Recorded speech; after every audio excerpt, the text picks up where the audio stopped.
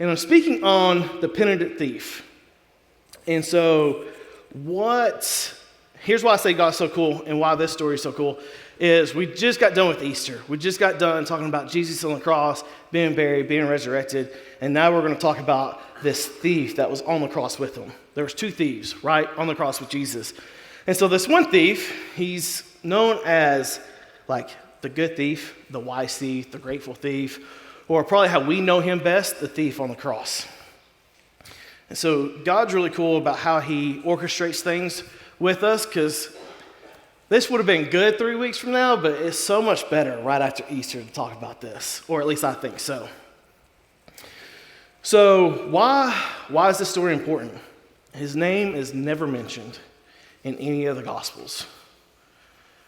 And really, Luke is the only one of the four Gospels that really expands on the story of the thief. And so if you've got your Bibles, your phone, or you want to follow along, we'll be in Luke 23. Luke 23, we'll be in verse 26 starting out. So Jesus is crucified. These two thieves are crucified. And the Romans used crucifixion as just a public embarrassment.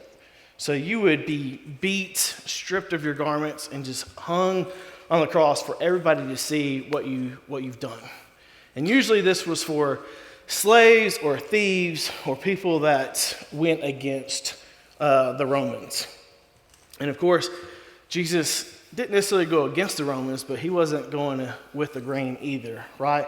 He ruffled some feathers with some people in a good way. So Luke 23, we're going to kind of unpack or see just who this thief is. And it's very short, guys. Really, the first part of this section has nothing to do with the thief. But I wanted to give some context with it. Yeah. All right, so here we are in 26. And as they led him away, they seized Simon, who was coming in from the country. So Simon was just this random guy coming in from the country. And the Romans grabbed him to carry Jesus' cross because Jesus was so badly beaten, he couldn't do it, right? And laid the cross on him to carry it behind Jesus. And there followed him a great multitude of people and women who were mourning and lamenting for him. But turning to them, Jesus said, "Daughters of Jerusalem, do not weep for me, but weep for yourselves and for your children. For behold, the days are coming when they will say, Blessed are the barren and the wombs that have never bore and the breasts that have never nursed. They will begin to say, the mountains fall on us and the hills cover us. If they do these things when the wood is green, what will happen when it is dry?" Two others who were criminals were led away to be put to death with him. And when they came to the place that is called the Skull, there they crucified him and the criminals, one on his right and one on his left. And Jesus said, "Father, forgive them, for they know not what they do." They cast lots to divide his garments, and the people stood by watching, but the ruler scoffed at him, saying, "He saved others, let him save himself, if he is the Christ of God, his chosen one." Now the soldiers also mocked him, coming up and offering him sour wine, saying, "If you are the king of the Jews, save yourself." There was also an inscription over him, "This is the King of the Jews."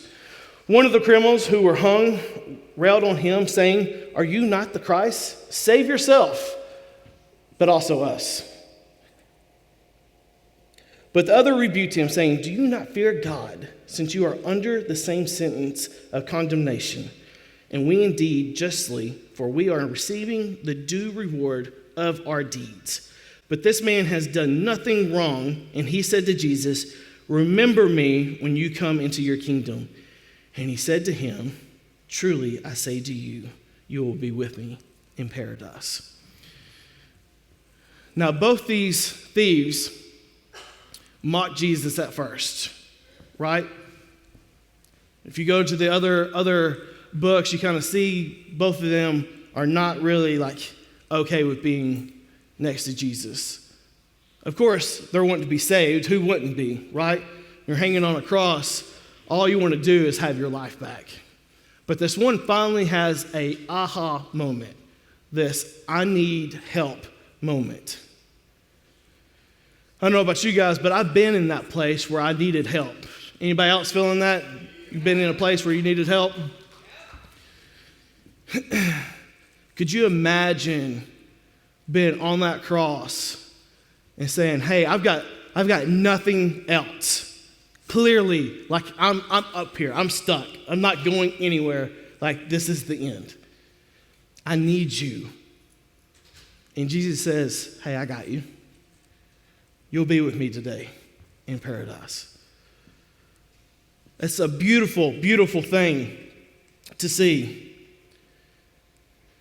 We see here that one of the thieves asked for forgiveness and Jesus gave it to him. He gave him grace.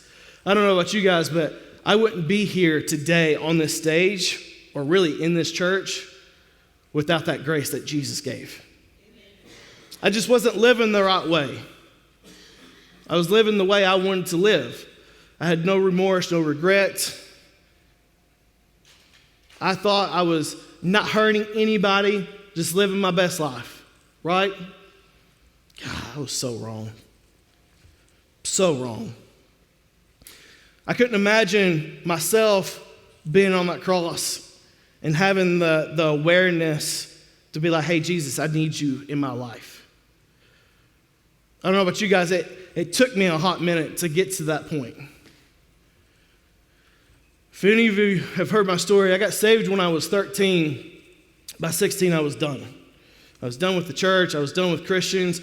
They didn't live up to my expectations. Like I had higher expectations than what God did.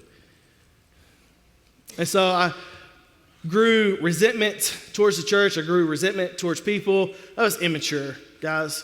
I mean, not only at 13 being physically and emotionally immature, I was spiritually immature. I was a baby Christian. I knew nothing. And by the time I hit my 20s, I was off the rails. I was done. When I hit my mid-20s, that's when everything was like, hey, you've got to get it together. Like you're going down a path that is going to destroy you. And I knew who to turn to because of my background in church, because of the school that I went to. And so that's what I did.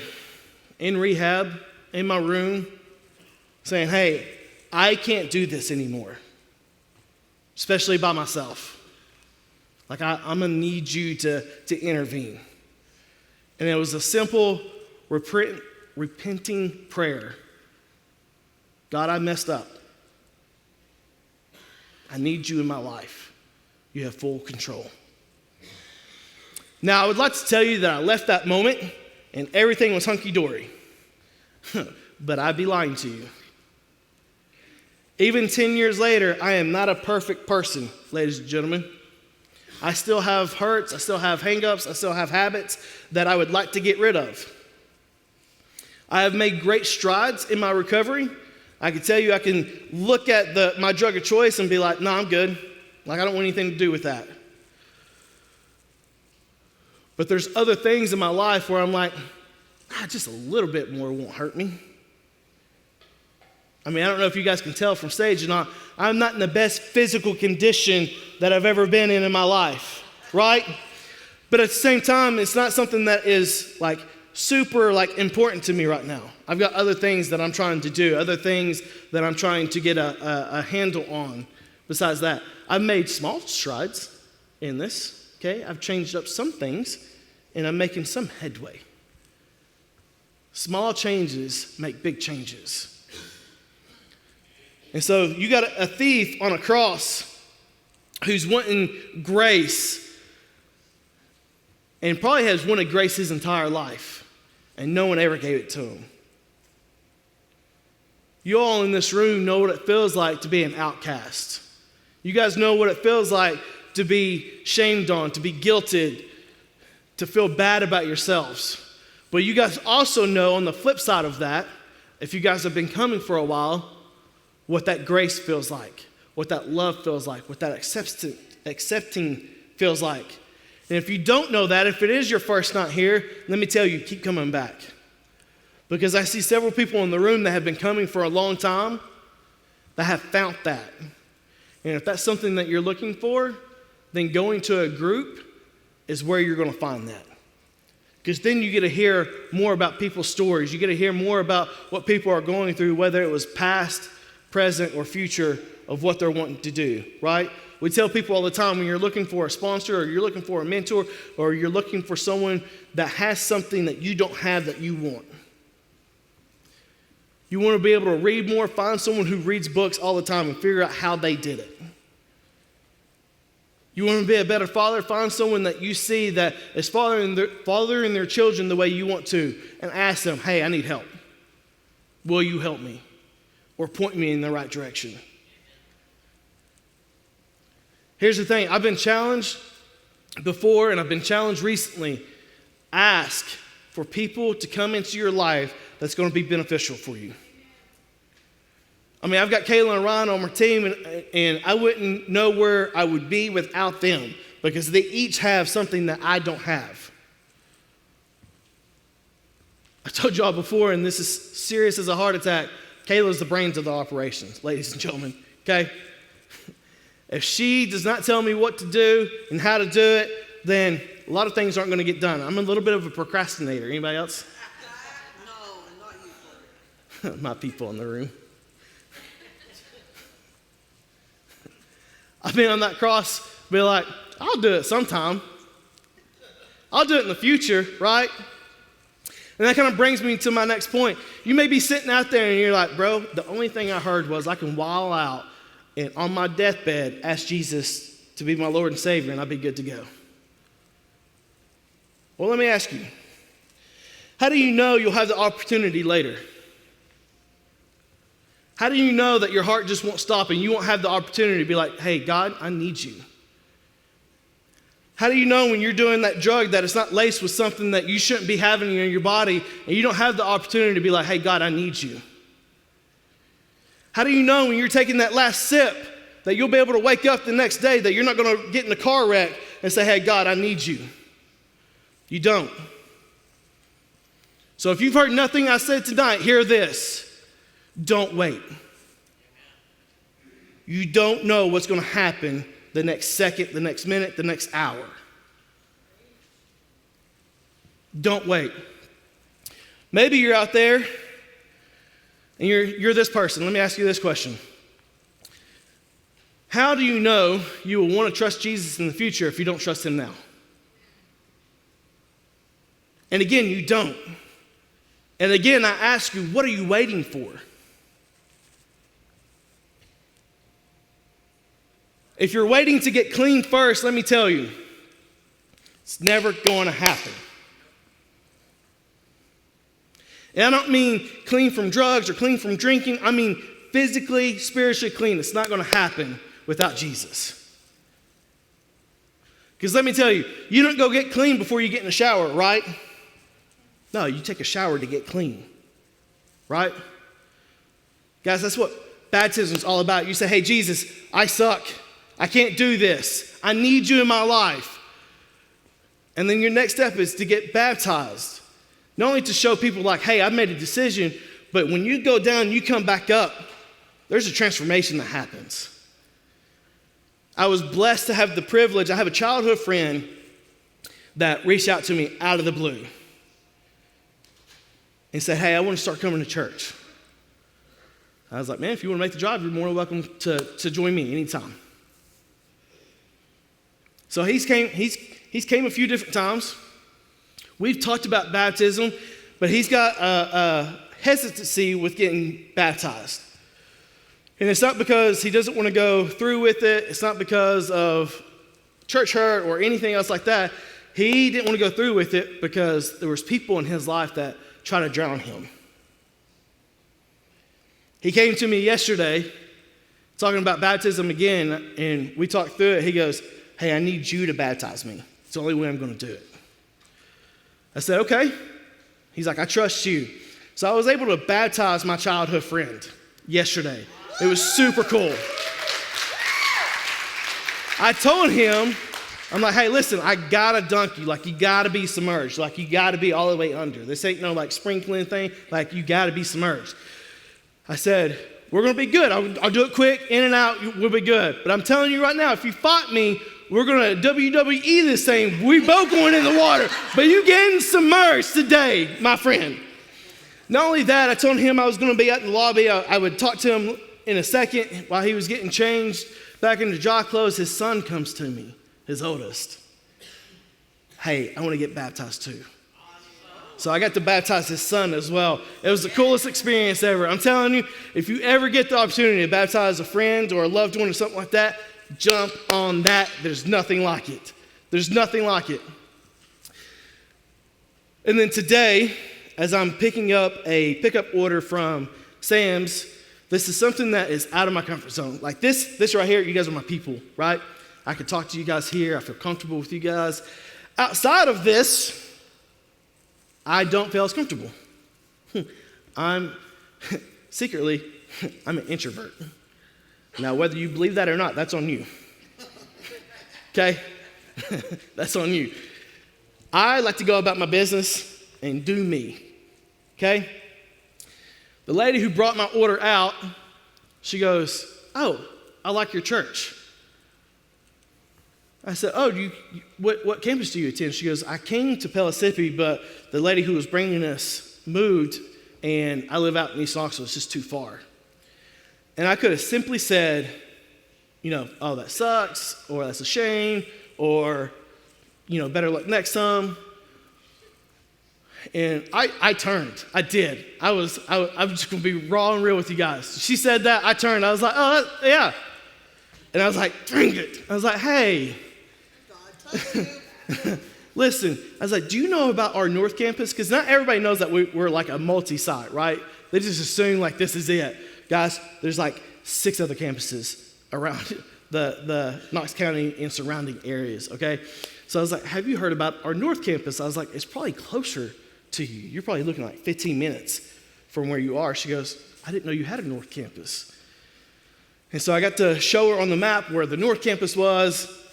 Guys, I don't know if she's coming or not, but hey, a seed was planted. And she turned and I turned and I was like, yeah, I did a good thing. And I was like, crap, I got to pray for you. I said, hey, ma'am, how can I pray for you? And I stopped in that moment. I was able to pray for her. And I tell you that not to say, hey, look at what I did, but I tell you that to say, hey, look at the grace that was like poured out. And not because I did it, because I'm telling you right now, I was turning. I wasn't talking. I was going back into my truck, okay? And God said, hey, this is what you need to do right now. God said, hey, you need to show this grace because this lady, she needs me right now. And I don't know what's going on in her life. I asked her how to pray for her. She gave me a couple of specifics, and we prayed for that. But it was the coolest experience to do. And it wasn't easy. I was out of my norm, out of my comfort zone. But you're called to stay uncomfortable. Because Jesus died on the cross for you. For you. For you. Because he didn't have to do that. Right? He really, if God wanted to be done with us, he could be done with us, right? He came close one time already, flooded the whole earth, saved a family and some animals, right? He could very easily just be like, they just don't get it. I'm done. And be done. But he didn't. He said, I want a relationship with you. Here's my son. Just receive him. Ask him into your life, into your heart. And so I want to give you guys an opportunity tonight to do that.